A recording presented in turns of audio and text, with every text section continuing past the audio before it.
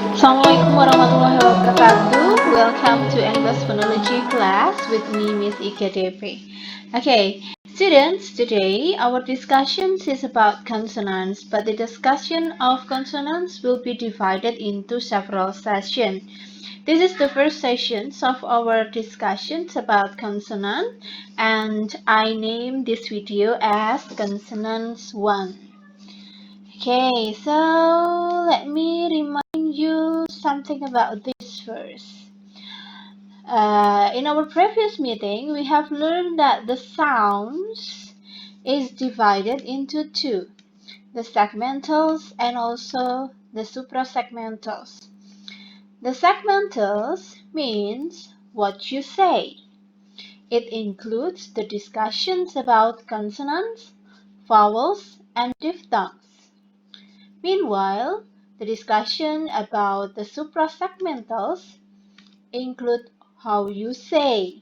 It means we will talk about stress and intonation in the suprasegmental sessions. And today, our main topic is about consonants. So this is the table of phonemic alphabet about the English consonants. I am sure you still remember about the consonants because we have discussed it in our pronunciation practices course when you were in the first semesters. So I think I'm going to give you some examples, yeah, and then you can study more about the phonetics alphabets. For example, you have p here. P when you say parking, gallop, open. That is a p. Then, for example, when you say g here, g just like in the words grace, agree, and auxiliary. And then we have the phoneme ch here. Wait a minute, I will use the pointer to make it clear. Yeah, okay. Then we have ch here, as in the word change, achieve, catch, and mature. And also we have, for example, the phoneme as in the word mother and lamb. We also have the phoneme sh here, as in the word shine, sure, action, special, issue, etc. Okay, and then for example, we also have w here, as in the word what, windows, quest, and one. Okay, let's continue. This is the English consonants. Well, unlike vowels, usually English consonants are the same when it comes to British and American consonants. So, in our previous meeting, we have talked about the accent. There are two most popular accents in English. They are British and also American. British and American usually has different. British and American usually have difference in the vowels. Meanwhile, when we talk about the English consonants, British and American consonants are the same. Most of the consonant symbols are similar to the normal alphabet as well. Well, to describe a consonant, we need to learn how a consonant is produced. That's why we have to learn about the conventions for consonants. There are three conventions for consonants. Three aspects, I mean. Okay, the first aspect is the state of vocal cords. whether it is vibrate or not. And then we have place of articulation, and also we have manner of articulation. What are the differences among these three aspects of the convention for consonants? If we talk about the state of vocal cords, it means whether the vocal folds vibrate or not when we say something, when we say a phoneme. Atau dengan kata lain, the state of vocal cords itu berarti kondisi pita suara kita ketika kita mengucapkan phonemes. Apakah pita suara itu vibrate, bergetar, atau tidak.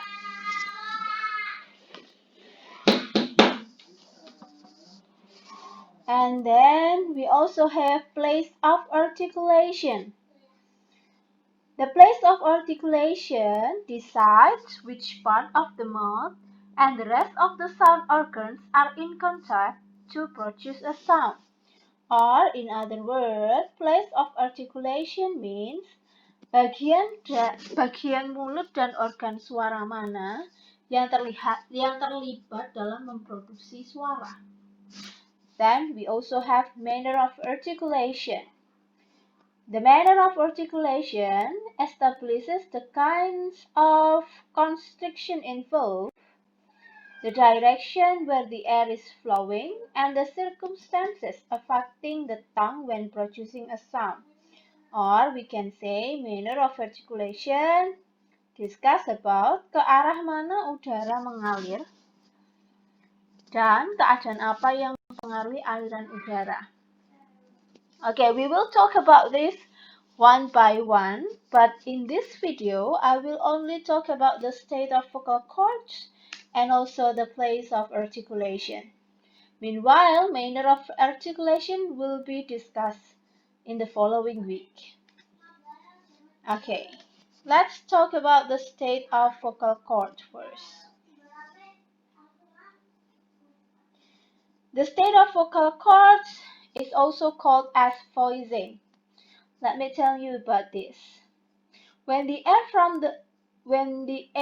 from the lungs flows past in the larynx, causing the vocal folds to vibrate against each other, the process is called as voicing.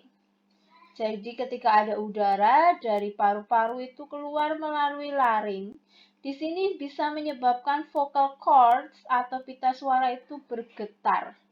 Nah, disebut voicing. Bergetar atau tidak disebut voicing. If the vocal folds vibrate, ketika vocal cords ini, pita suara ini vibrate atau bergetar, maka we call the sound as voice. Kita menyebutnya dengan voice. Ketika pita suaranya, ketika ada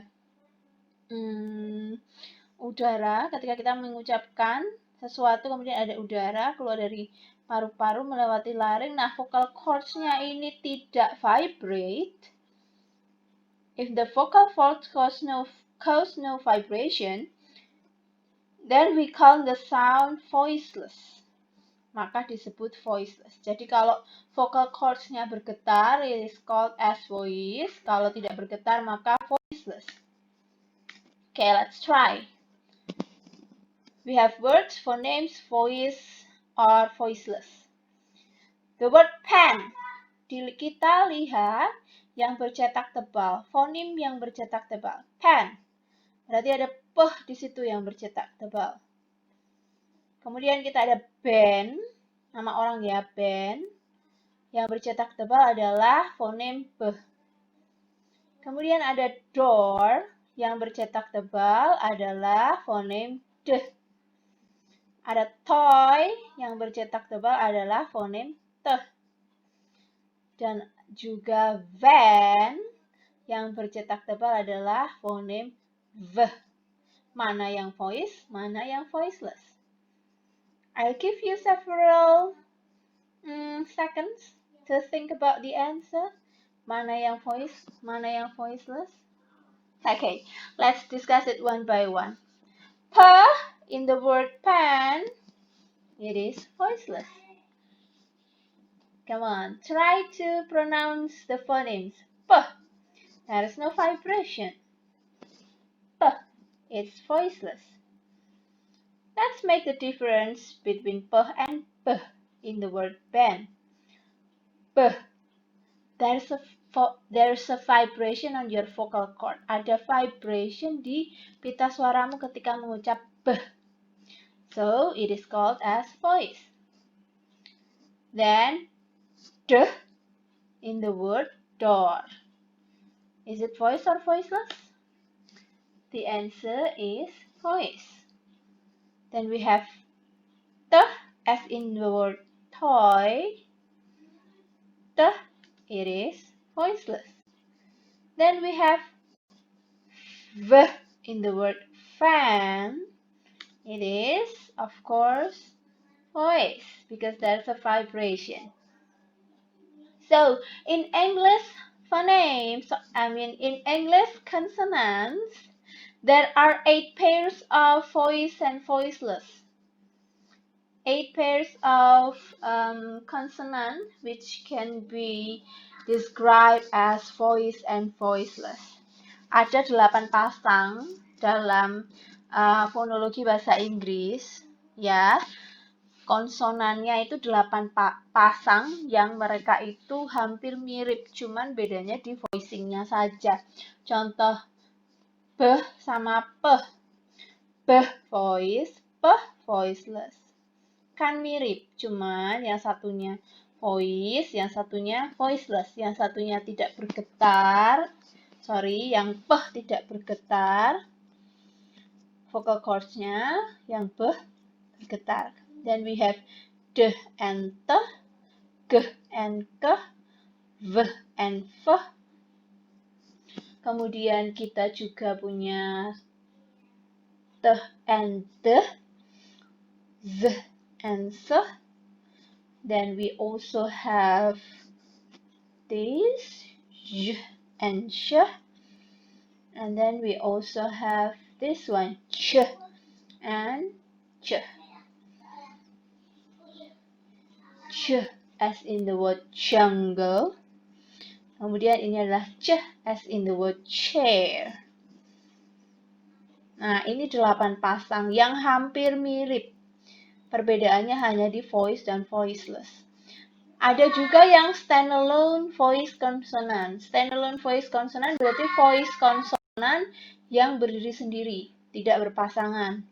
Contohnya en, eng, el, w, j.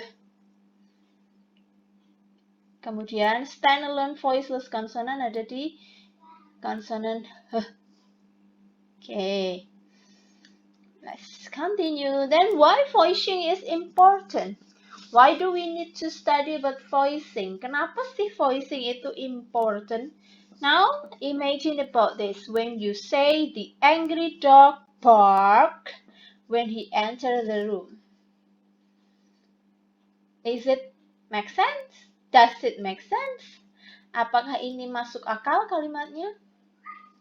Bagaimana dengan kalimat kedua? When you mispronounce the sound b into p. Ketika kalian salah mengucap b-nya menjadi p. Yang harusnya voice malah justru menjadi voiceless. Maka yang keluar adalah the angry dog barked when he entered the room. Mana yang make sense? Yang make sense adalah yang pertama, ketika bark-nya, bark, diucapkan dengan voice. Ketika kita mengucapkan dengan voiceless, maknanya justru akan berbeda.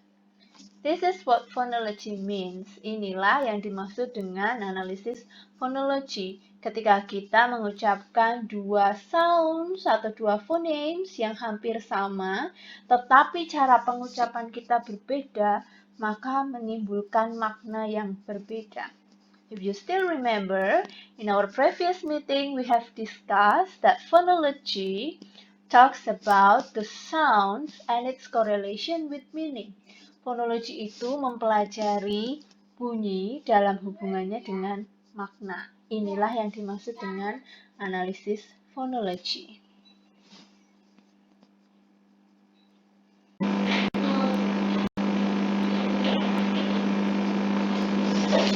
Okay, then after we discuss about voicing, we will move to place of articulation. Place of articulation discuss about which part of the mouth and the rest of the sound organs are in contact to produce a consonant sound. Atau dengan kata lain, it is the place where consonants are produced.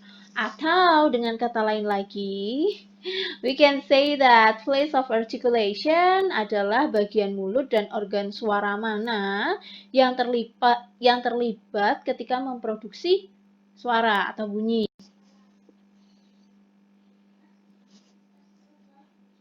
Oke, ada 12 jenis place of articulation in English consonants. We will discuss one by one, but before that I forgot something. We have to remember about this organ of speech first. Ya, kita harus mengingat organ of speech ini dulu, karena nanti akan dibahas pada jenis-jenis place of articulation. Oke, yang paling penting adalah ya kita sudah tahu ini ya. Kayak misalnya sebentar, I will change it into laser pointer ya. Like tongue, lidah, kemudian ada pharynx, this is larynx, this is vocal cords. Then we have alveolar ridge. Alveolar ridge itu langit-langit yang di depan, namanya ya alveolar ridge. Kemudian agak ke tengah namanya palate atau biasa disebut dengan hard palate. Ke belakang ada velum atau soft palate, dan we have uvula. Kemudian kalau rongga hidung namanya nasal cavity. Kalau yang rongga mulut oral cavity. Oke. Nah, kita ingat-ingat dulu ini karena nanti akan disebut berkali-kali di slide berikutnya. Kita akan membahas bagian mulut mana sih? Atau organ bunyi mana sih yang melakukan kontak ketika kita memproduksi consonant sound atau bunyi konsonan. Coba kita next. Oke. Yang pertama adalah bilabial. Ya, bilabial. Nanti sambil Miss Ika menjelaskan, kalian coba praktekkan ya. Ini adalah bilabial sound. What is meant by bilabial sound? Bilabial sound itu using closing movement of both lips. Jadi coba dilihat di sini. Dua bibirnya, bibir kita, so the upper lip and the lower lips itu in contact, full contact. Tidak ada pada kondisi di mana saling bertemu. Dan bunyi yang dihasilkan adalah dan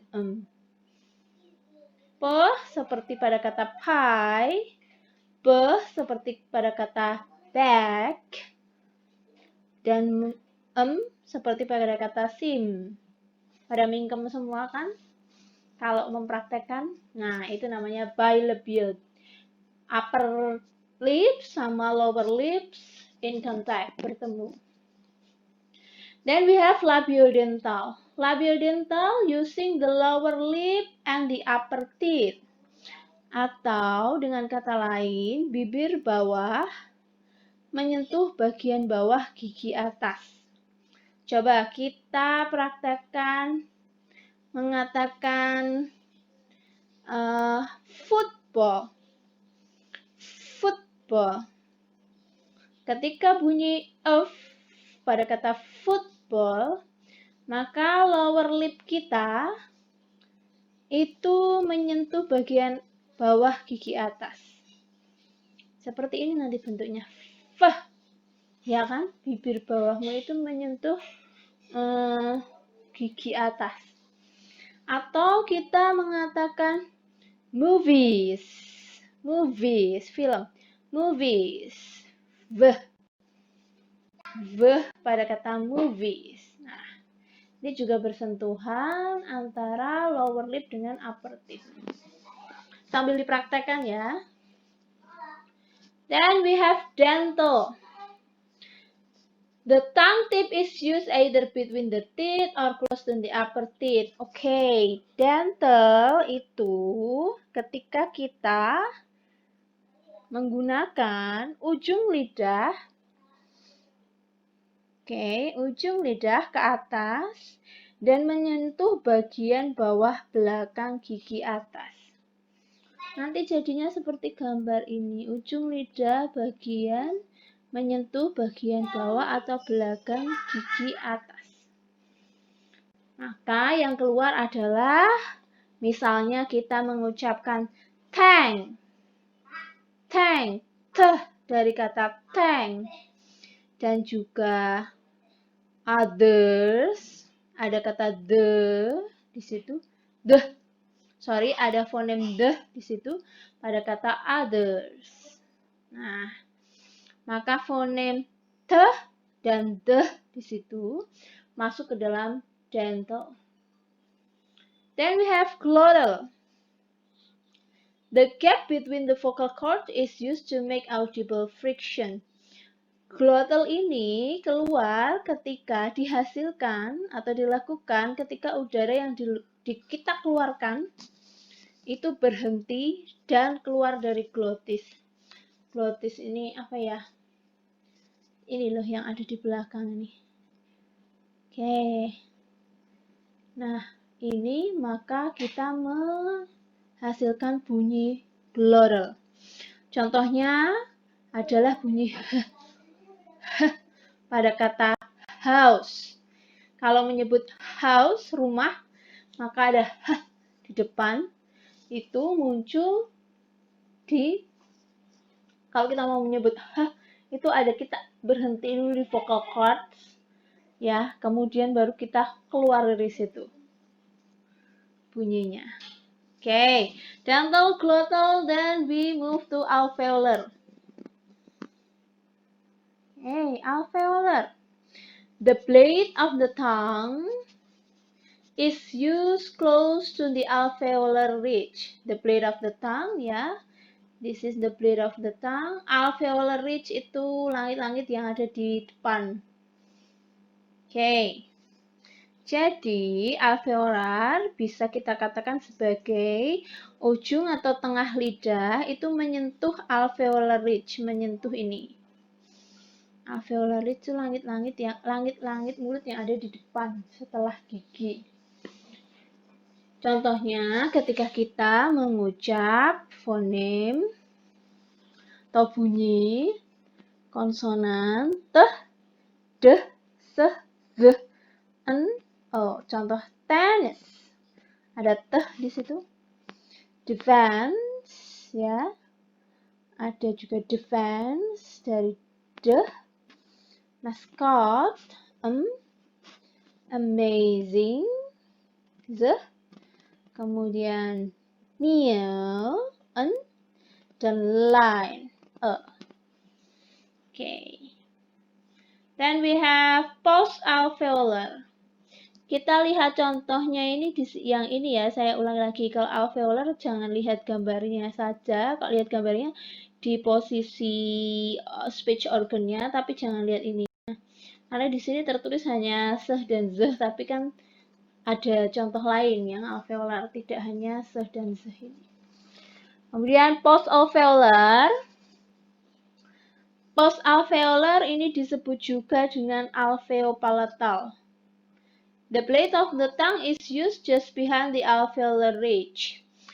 Atau bisa kita katakan bahwa post-alveolar ini ujung tengah lidah mendekati area di belakang alveolar ridge. Nah, ini lidah kita. Kalau tadi kan di sini alveolar itu di alveolar ridge. Kalau post-alveolar agak ke belakang sedikit. Seperti pada bunyi konsonan c, ya. C ini seperti kalau kita bilang cheese, keju, c. Kemudian kita mengatakan bunyi change, merubah, change, kemudian kita mengatakan shampoo, ada sh di situ ya, sh di situ, shampoo. And then we also have, for example, this sound, consonant sound, seperti ketika kita mengatakan z, dan juga bunyi bunyi ini saya revise ya. Ini nanti kita masukkan ke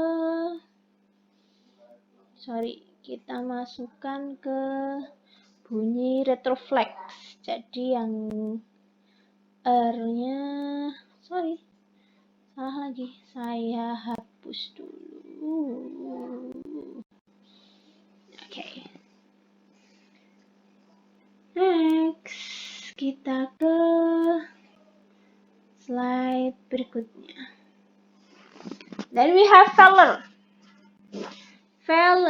Let's see. The back of the tongue is used against the soft palate.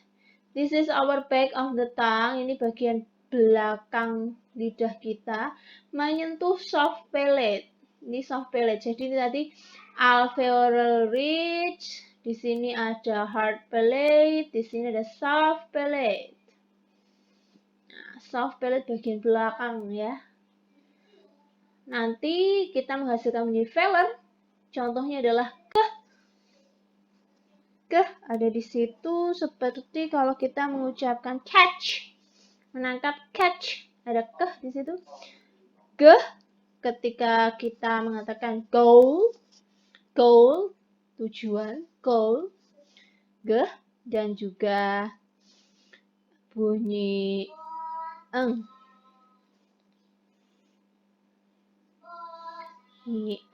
Oke. Ketika kita mengatakan sing, for example. Then we will move to the next place of articulation. We have palatal here. The front of the tongue is raised close to the palate. The front of the tongue is raised close to the palate. Nah, kita lidahnya itu mendekati langit-langit mulut.